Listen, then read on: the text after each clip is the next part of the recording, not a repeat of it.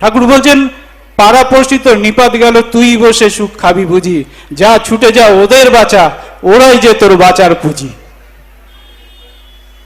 এবার ওদেরকে বাঁচাবো কি করে? বাঁচার কৌশল তো আমিই জানি না, বাঁচবো কি করে সেটা তো আমিই জানি না, তাহলে আমি আরেকজনকে বাঁচাবো কি করে?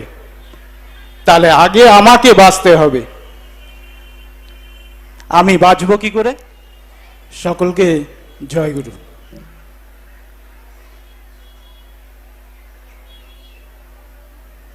আমরা এখানে উপস্থিত হয়েছি শ্রী শ্রী ঠাকুর অনুকূলচন্দ্রকে কেন্দ্র করে। আমাদের এখানে আসার উদ্দেশ্য এই যে আমি ভালো থাকি, আমার পরিবার ভালো থাকে, আমার পরিজনকে নিয়ে আমি ভালো থাকি। কিন্তু ভালো থাকবো কি করে? আমি একা একা কি ভালো থাকতে পারি? আমি একা ভালো থাকতে পারি না। আমাকে ভালো থাকতে হলে সকলকে নিয়ে আমাকে চলতে হবে। ঠাকুর বলছেন, পাড়া পড়শি তোর নিপাত গেল, তুই বসে সুখ খাবি বুঝি, যা ছুটে যা ওদের বাঁচা, ওরাই যে তোর বাঁচার পুঁজি। এবার ওদেরকে বাঁচাবো কি করে? বাঁচার কৌশল তো আমিই জানি না, বাঁচবো কি করে সেটা তো আমিই জানি না, তাহলে আমি আরেকজনকে বাঁচাবো কি করে? তাহলে আগে আমাকে বাঁচতে হবে। আমি বাঁচবো কি করে? বলে আমার পরিবারকে নিয়ে। এই পরিবারটা থাকবে কি করে? পরিবারের তিনটে মানুষকে যদি বাড়ি থেকে বেরোতে বলা হয়, কেউ কারোর সঙ্গে যদি যুক্ত না হয়ে বেরোয়, কোনো যুক্তি না করে বেরোয়, তাহলে প্রত্যেকটা মানুষ কি একই দিকে যাবে? কেউ বাড়ি থেকে বেরিয়ে ডান দিকে যাবে, কেউ বেরিয়ে বাঁদিকে যাবে, কেউ অন্য দিকে যাবে। শেষে কি এক জায়গায় মিলিত হতে পারবে? চলা কিন্তু ভিন্ন হবে। তাহলে এই প্রত্যেকটা মানুষ এক হবে কি করে? এই কেন্দ্রায়িত হতে হবে। বলে এই কেন্দ্রায়িত হতে হলে আগে আমাকে ঠিক হতে হবে, আগে আমাকে চলতে হবে। বলে আমি ঠিক হব কি করে? নিজে নিজে ঠিক হওয়া যায় কি? নিজে নিজে ঠিক হওয়া যায় না। এই নিজে ঠিক করতে গেলে দরকার হয় আর একজনের। সেই আর একজনটা কি? আমরা অনেক সময় বাজারে সবজি বা অন্য কোনো জিনিস যখন আমরা কিনতে যাই, আমাদের ওখানে কিন্তু এই সবজিটা মেপে দেওয়া হয়। ধরেন আপনি 1 কেজি জিনিস কিনতে যাচ্ছেন, যে কোনো জিনিস হতে পারে, শাক সবজি হতে পারে, ফলমূল হতে পারে। আপনার এই দাঁড়িপাল্লার দুটো পাল্লা রয়েছে, একটা দাঁড়া। একটা পাল্লার মধ্যে আপনি সবজি চাপিয়ে দিলেন। এবার কি করে বুঝবেন যে আপনি 1 কিলো সবজি ওর মধ্যে দিয়েছেন? বলে এইটার তুল্য করে এটা হবে আমার একটা বাটখারা, যেটা ওজনটাকে নির্ধারণ করে দেয় যে এটা 1 কিলোই বা এটা 2 কিলো। এই নির্ধারিত আর একটা কিছু আমাকে আর একটা পাল্লাতে দিতে হবে। এই যে পাল্লাতে আমি 1 কিলো ওয়েট, ওজন, এই যে ওজনটা দিলাম, এইটার নির্ধারণে কাটাটা যখন সোজা হবে, তখন বোঝা যাবে যে এটার পরিমাণে এটা হলো। এই যে পরিমাপটা দিলাম, এইটাই হচ্ছে গুরু। আর আমার জীবনের যে চিন্তা ভাবনা, এলোমেলো যে চলন, সেই চলনটা আমি গুরুর ওই কথার সঙ্গে, ওই চলনের সঙ্গে আমি মেপে নিয়ে যখন আমি নির্দিষ্ট করব, তখন আমার পরিমাপটা ঠিক হলো যে আমি ঠিক চলছি কি ভুল চলছি। প্রত্যেকটা মানুষের একটা বাধার সম্মুখীন হতে হয়। কেমন? চলতে গেলেই যেমন মানুষ রাস্তায় হোঁচট খেতে পারে, কিন্তু তাই বলে কি সে চলাটা থামিয়ে দেয়? কিন্তু ঠাকুর ধরেই আমরা ভাবি যে আমার সমস্ত কিছু পরিবর্তন হয়ে যাবে। তাহলে একটা স্কুলে একটা ছাত্র গেলেই সঙ্গে সঙ্গে তার ইউনিভার্সিটির বা স্কুলের সার্টিফিকেট কেন দেয় না? ফেল করলে কেন বলে যে তুই নিশ্চয়ই তুই ঠিক মতো পড়া করিসনি, ঠিক পড়া করিসনি। তাহলে জীবন চলনার ক্ষেত্রে আমি ঠাকুর ধরে সঙ্গে সঙ্গেই কি করে বলি যে তোমার পরিবর্তন হলো না বা আমার পরিবর্তন হলো না? কেন হলো না? কেন হলো না সেটার মূলে কি আমি পৌঁছাচ্ছি যে কেন হলো না? তিনি যেটা বলেছেন আমি কি সেটা পালন করলাম? পালন করলাম কি? তাহলে আমাকে পালনের বিষয় আছে। আমি মায়েদের যদি জিজ্ঞাসা করি, তোমার সামনে সমস্ত কিছু যদি যোগান দিয়ে দেয়া হলো, সবজি দেয়া হলো, কড়াই দিয়ে দেয়া হলো, তেল দিয়ে দেয়া হলো, খুন্তি দিয়ে দেয়া হলো, তুমি বসে বসে চিন্তা করলে তোমার সবজিটা কি তৈরি হবে? রান্না কি তৈরি হয়ে যাবে? তোমাকে কিছু নির্দিষ্ট কর্ম করতে হবে, করার পরে তারপরেও কিন্তু হচ্ছে না, কি লাগবে? আগুন দিতে হবে। ওই আগুনটা যতক্ষণ না দিচ্ছ ততক্ষণ পর্যন্ত এই সবজিগুলো কিন্তু সেদ্ধ হবে না। তাহলে তোমার জীবনে এই আদর্শ রূপে আগুন যতক্ষণ না তুমি জ্বালাচ্ছ, যতক্ষণ পর্যন্ত তোমার চলাতে ওই আদর্শের ভাবটাকে ফুটিয়ে না তুলছো, ততক্ষণ কিন্তু কিছু হবে না। তাই ঠাকুর বলছেন, তোমার ঠাকুরত্ব না জাগলে কেউ তোমার কেন্দ্রও নয়, ঠাকুরও নয়। তোমার ঠাকুরত্ব, তাহলে তোমার ঠাকুরত্ব কি? তোমার ঠাকুরত্ব এই যে তুমি যে চলাটা চলছো, তুমি যেমন করে চলছো, তুমি মানুষের সঙ্গে যে আচরণ করছো, সেই আচরণগুলো যে তোমার গুরুর মতো হচ্ছে। তুমি বলছো যে আমার খুব অশান্তি হয়, কারোর সঙ্গে কিছু গেলেই কেউ আমার শত্রুতা করছে, আমার একটু উন্নতি হলেই কেউ শত্রুতা করছে। কেউ কারোর শত্রুতা করে না। অ্যাকচুয়ালি আমার চিন্তা, আমার চলন আমাকে বলে যে ও আমাকে বাধা দিচ্ছে। বাধাটা আমার মনের। আর বাধা আসলেই বোঝা যাবে যে আমি অতিক্রম করছি। একটা ছাত্র, সে যখন কোনো ক্লাসের পরীক্ষা দিয়ে আর একটা ক্লাসে উত্তীর্ণ হয়, তাহলে এই পরীক্ষাটা তাকে বাধা দিচ্ছে না? তাকে উত্তীর্ণ হওয়ার জন্য বাধা দিচ্ছে না? তাহলে এইটাই তো আমাকে বাধা দিচ্ছে। ওই বাধাটাকে যখনই আমি অতিক্রম করব, তখনই আমি এক গুণ এগিয়ে যাব। কেউ যদি বলে যে আমি একতলায় উঠব, সিঁড়িটা তাকে বাধা দেয় না? উঠতে কষ্ট হয় না? ধাপগুলো ভাঙতে কষ্ট হয় না? কষ্ট বলে কেউ থেমে যায়? সে উঠতে থাকে। যখন উঠতে উঠতে একটা নির্দিষ্ট জায়গায় পৌঁছালো, তাহলে তার বাধা অতিক্রম করে সে তার গন্তব্যে পৌঁছালো।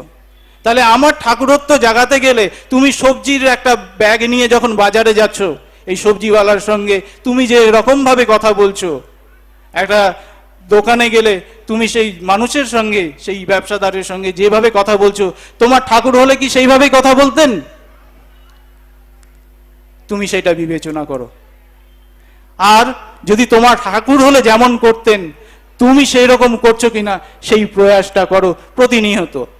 তা না হলে তিনি বলছেন না, তোমার ঠাকুরত্ব না জাগলে কেউ তোমার কেন্দ্রও নয়, ঠাকুরও নয়।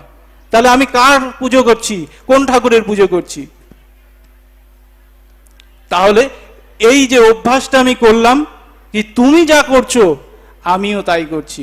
কেউ আমাকে মন্দ কথা বললে, কেউ আমাকে গালি দিলে, আমিও কি গালি দিচ্ছি? যদি আমি গালি দিচ্ছি, তাহলে যে আমাকে মন্দ কথা বলল তার ভাবেতে আমি প্রভাবিত হলাম, গুরুর ভাবেতে নয়।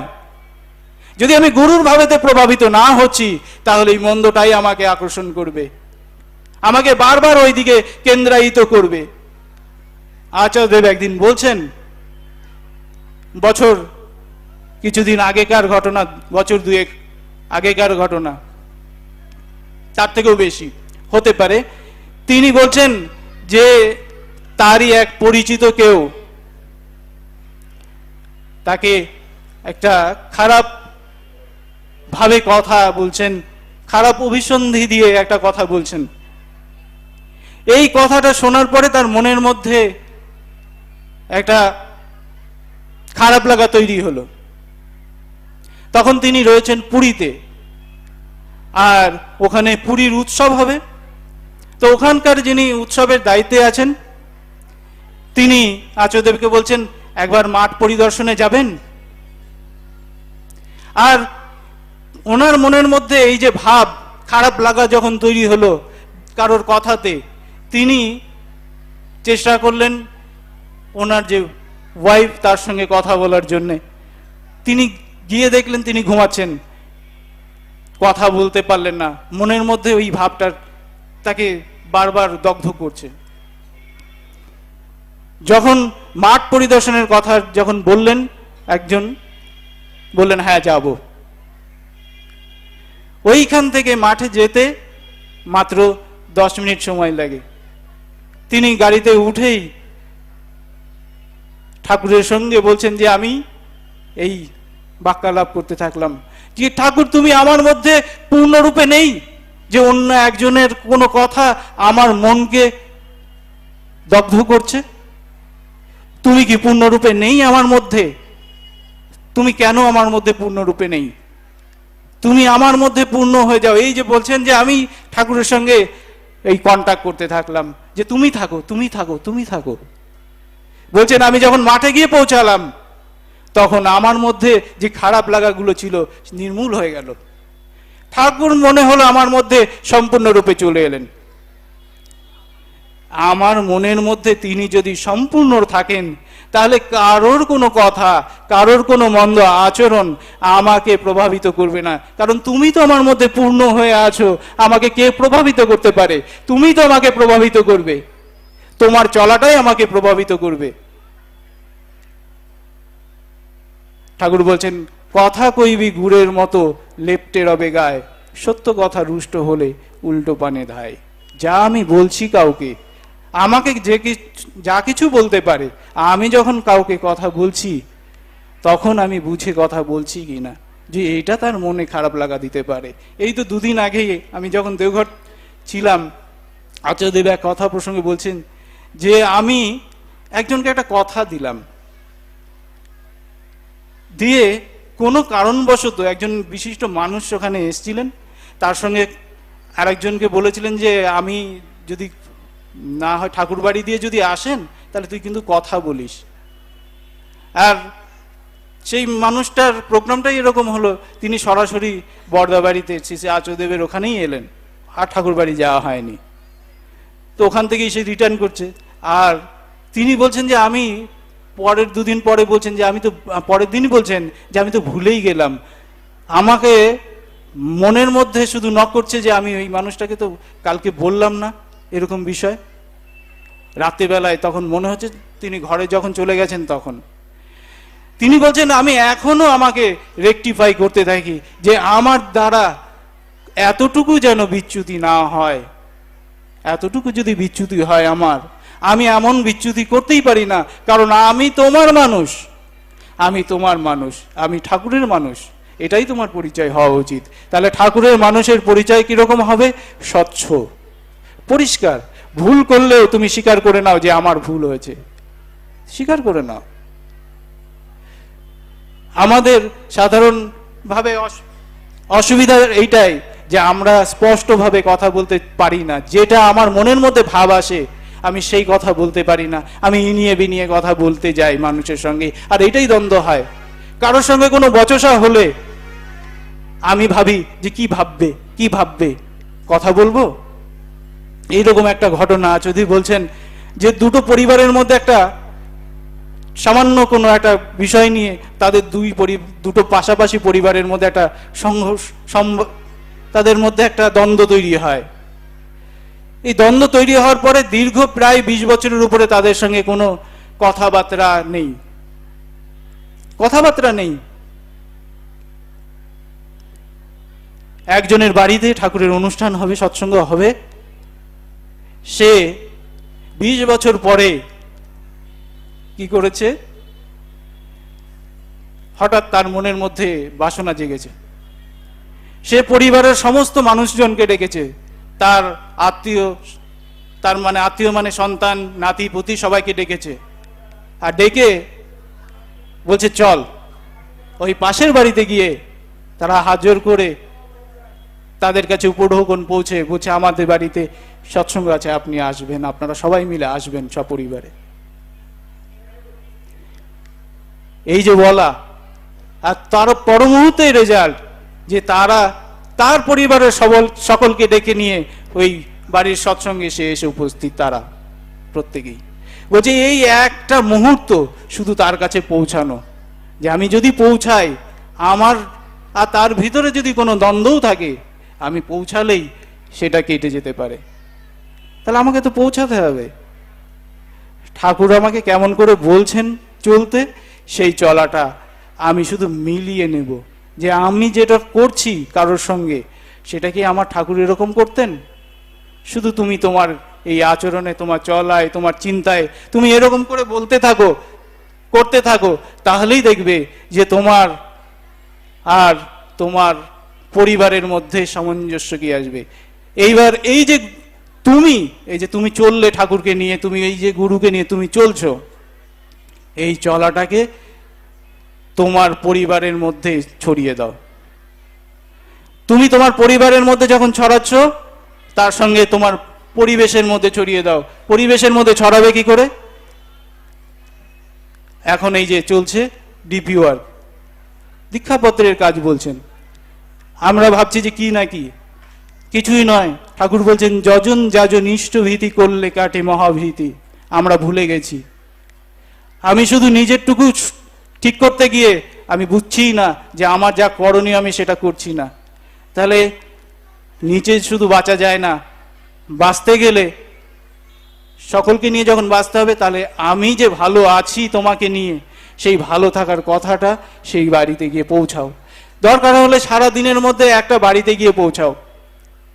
এই ডিপি ওয়ার্কের কথা বলতে গিয়ে একটা ঘটনা মনে পড়ছে। আচার্যদেবের কাছে একজন মহিলা, সে এসে নিবেদন করছে, খুব যন্ত্রণা, কোমরে ব্যথা, হাঁটুতে ব্যথা।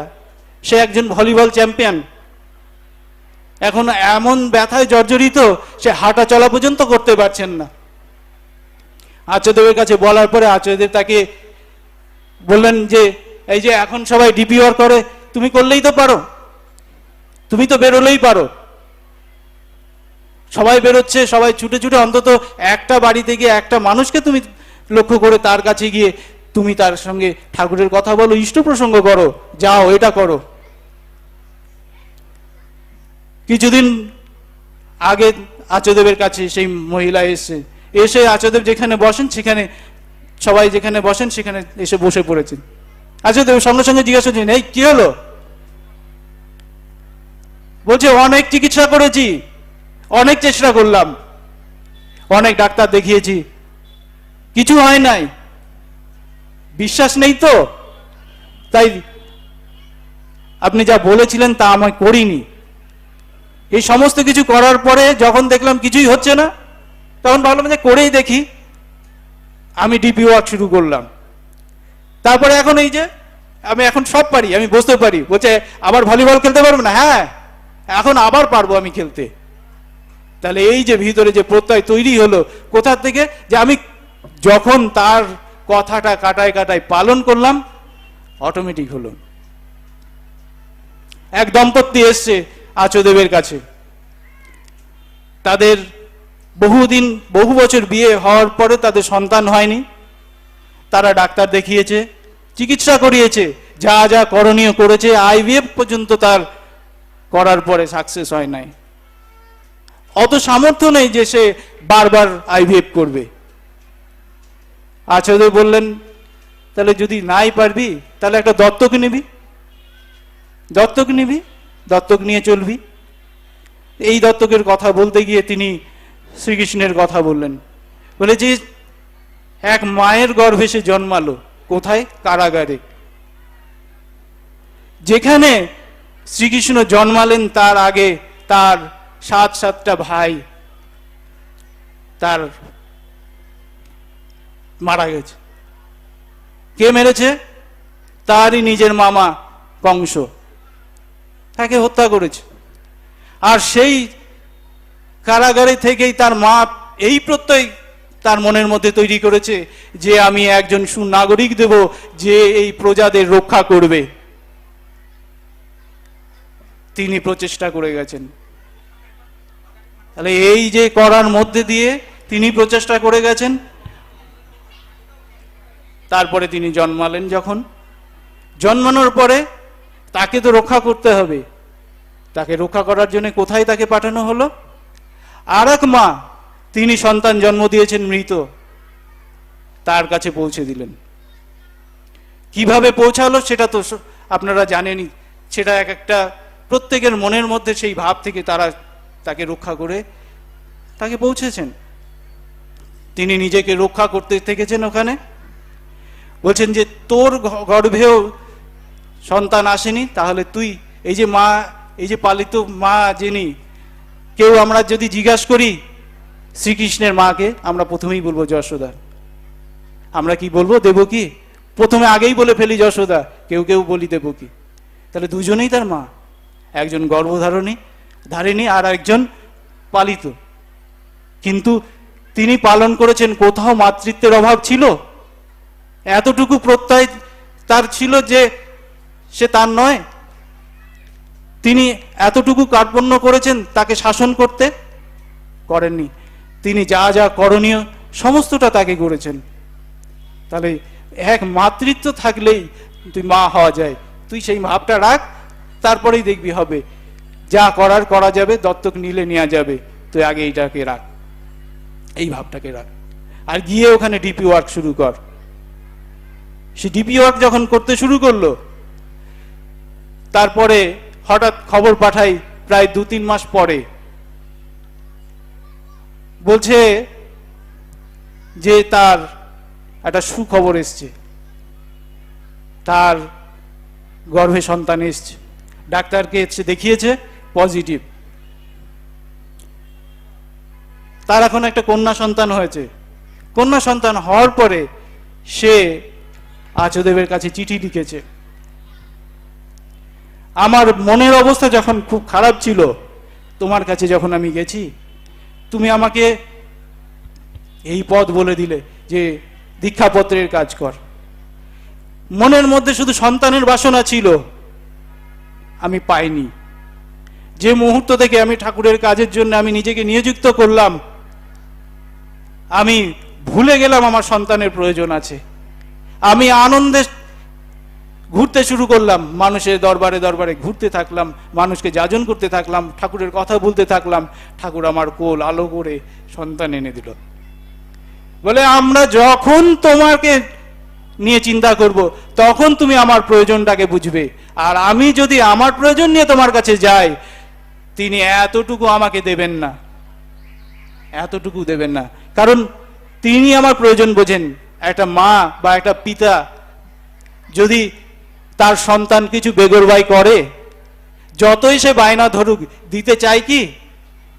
কোনো প্রয়োজন সন্তানের মিটাতে চায়? বলে তুই আগে এটা করবি, তোকে দেবো। তুই মাধ্যমিক পাস কর, তোকে ওটা দেবো। তুই এই হাই সেকেন্ডারি পাস কর, ওটা দেবো। তাহলে একটা শর্ত থাকে। তাহলে আমার গুরুর কাছে আমি যদি পেতে চাই, তাহলে আমার তার শর্তটাকে মানতে হবে কি না? আমি বলি আশীর্বাদ করো। ঠাকুর বলছেন আশীর্বাদ মানে, আশীর্বাদ মানে অনুশাসন।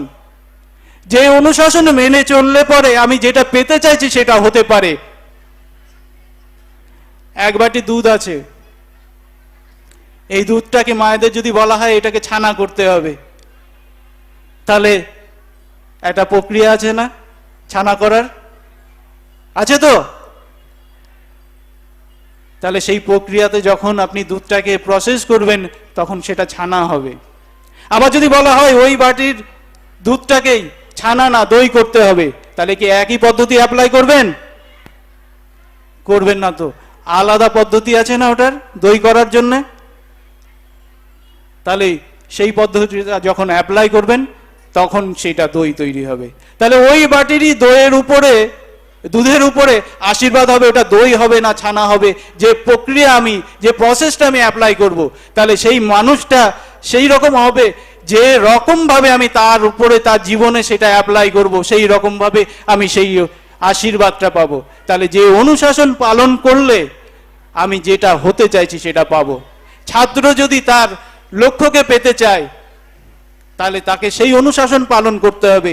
যে অনুশাসন পালন করে সে ইঞ্জিনিয়ার হতে চাইছে না, ডাক্তার হতে চাইছে না, সে সায়েন্স নিয়ে এগোতে চাইছে, সায়েন্টিস্ট হবে, কি হবে, চাকরি করবে, যা পেতে চায় সেই অনুযায়ী তাকে কর্ম করতে হবে।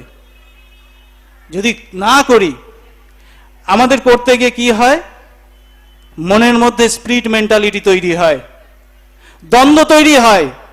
যখন দ্বন্দ্ব তৈরি হয় তখন আমরা যেটা পেতে চাইছি সেটা পাই না। যারা পড়াশোনা করছো তাদের জন্য আমি বলছি, তোমরা যখন পড়তে যাও, তোমরা পড়তে বসলেই মনের মধ্যে দুই রকম চিন্তা হয়, হবে, হবে না, হবে, হবে না। এই যে চিন্তা হয়, এই চিন্তা করতে করতে তারপরে যখন পড়তে বসো, তখন পড়াটা যখন হয়, তোমরা সারা দিনে 3 ঘন্টা যদি পড়ো, আধা ঘন্টা সময় চলে যায় চিন্তা করতে হবে কি হবে না।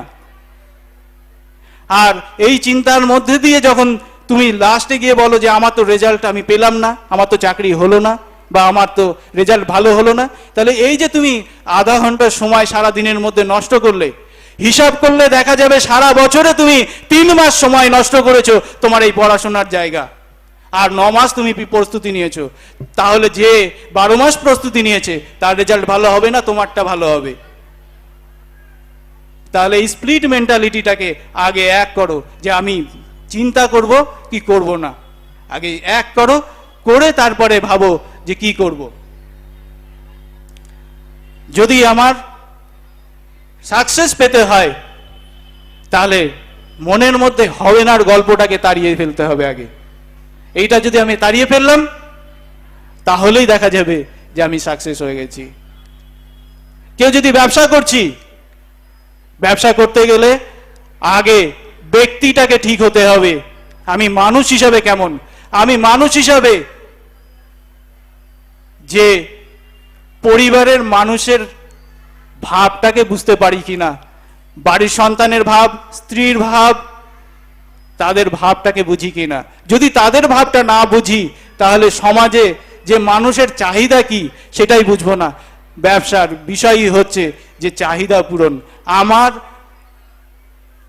কর্ম হচ্ছে কারোর চাহিদা পূরণ করে তাকে সেবা দিয়ে সেই সেবার বিনিময়ে আমি কিছু অর্থ পাই। তাহলে প্রত্যেকটা বিষয়ে ঠাকুর এমন নিখুঁতভাবে বলেছেন যেটা আমি করলেই আমি পেতে পারি। তাই ঠাকুর বলছেন, করো, হও, পাও।